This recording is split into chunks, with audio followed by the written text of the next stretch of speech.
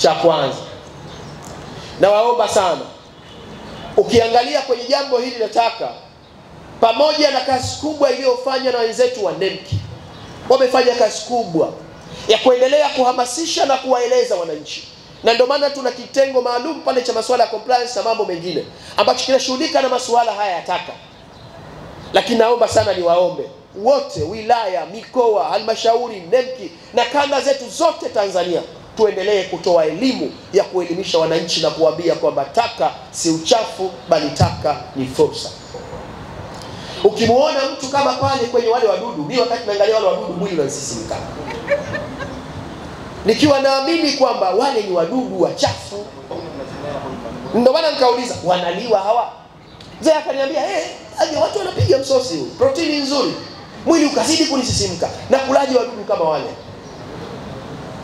Mpaka sasa zawadi ile niliopewa, naenda kusema sasa naenda kula kuku ambaye yeye mwenyewe alikuwa anakula wadudu.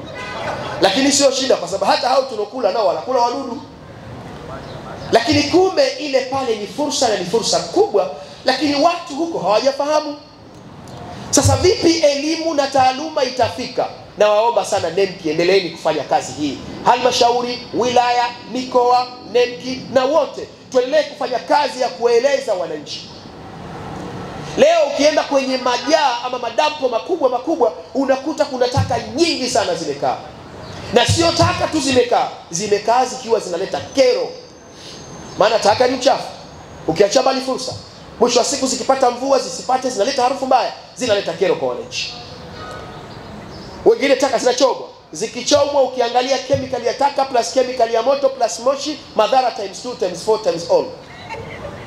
Sasa kama taka zile zisingefika kule, moja kwa moja zikichukuliwa zinapelekwa kwa mwekezaji, anazichakata, anazibagua, anaweka plastic kwake, chuma kwake, makaratasi kwake, zinatengenezwa, zinaleta fursa, zinainua Watanzania. Sasa hayo Watanzania hawayajui. Tukimchukua mtu wa kijijini tukimleta leo tukamtembeza kwenye mabanda haya, ataona hii jambo kubwa, hajawahi kuliona. Kumbe ni jambo la kawaida ambalo tumeshaanza kulifanya, lakini elimu kwa wananchi haijafika. Na kama imefika kwa wananchi wachache, hawa tu wa maeneo, lakini wa maeneo mengine hawajafika. Tunataka hata wananchi walioko vijijini wafahamu taka ni fursa, na huko waliko wawekeze na waanze kuzichakata, wazirejeleze na tuje tuzitumie tena. Hongereni NEMC, endeleeni kufanya kazi hiyo. NEMC TV, mazingira yetu, uhai wetu.